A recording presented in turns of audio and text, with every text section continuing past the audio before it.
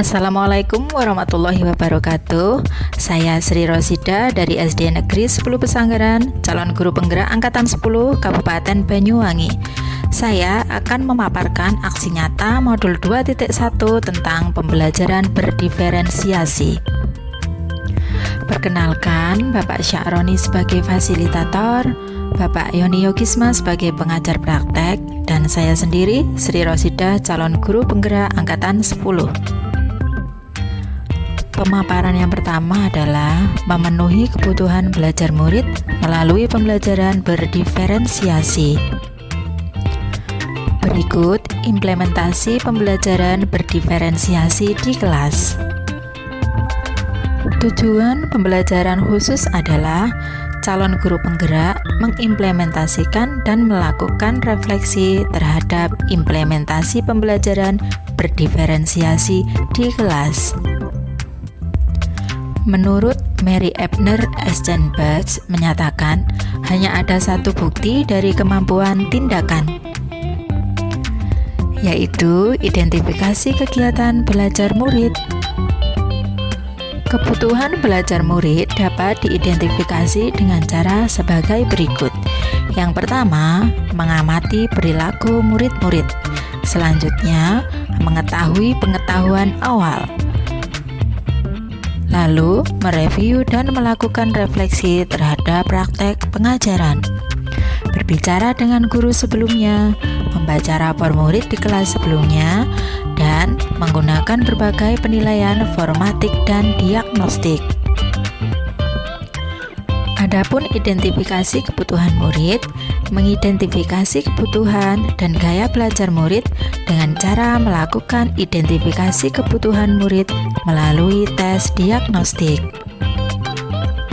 Pada hasil tes diagnostik di kelas saya menunjukkan hasil tes diagnostik yang dilakukan pada kelas 6 SD Negeri 10 Pesanggaran adalah 50% siswa memiliki gaya belajar visual, 40% auditori, dan 10% kinestetik. Selanjutnya, saya membuat rancangan pembelajaran berdiferensiasi. Saya membuat RPP berdasarkan hasil asesmen diagnostik yang kemudian dirancangkan penerapannya menggunakan 3 strategi pembelajaran berdiferensiasi, yaitu 1. Diferensiasi konten, yang kedua diferensiasi proses, dan yang ketiga diferensiasi produk. Selanjutnya, saya melaksanakan pembelajaran berdiferensiasi. Pada kegiatan pendahuluan, saya melakukan kegiatan pembelajaran dengan memastikan peserta didik siap dalam mendapatkan ilmu terlebih dahulu. Hal yang dilakukan adalah diawali dengan berdoa bersama, melakukan presensi, kemudian menyapa murid dan menanyakan keadaan serta perasaannya. Selanjutnya, guru memberikan pertanyaan mengenai materi pelajaran minggu lalu dan kemudian memberikan pertanyaan pemantik terkait dengan materi pembelajaran yang akan diberikan agar siswa lebih siap dalam menerima pembelajaran yang akan diberikan. Pada kegiatan inti, saya memberikan penjelasan terkait materi yang dibahas pada hari itu, yaitu sistem tata surya. Siswa dibagi menjadi beberapa kelompok sesuai dengan gaya belajar masing-masing. Kemudian, guru menerapkan pembelajaran berdiferensiasi, yaitu dengan membedakan produk yang dihasilkan pada masing-masing kelompok. Pada kegiatan inti yang selanjutnya, murid yang memiliki kemampuan visual dapat membuat video, gambar, kartu, atau prakarya visual, kemudian menceritakannya. Murid dengan kemampuan auditori dapat mendemonstrasikan melalui bercerita. Bagi kelompok murid yang kinestetik dapat memilih mendemonstrasikan melalui bermain peran tentang urutan tata surya.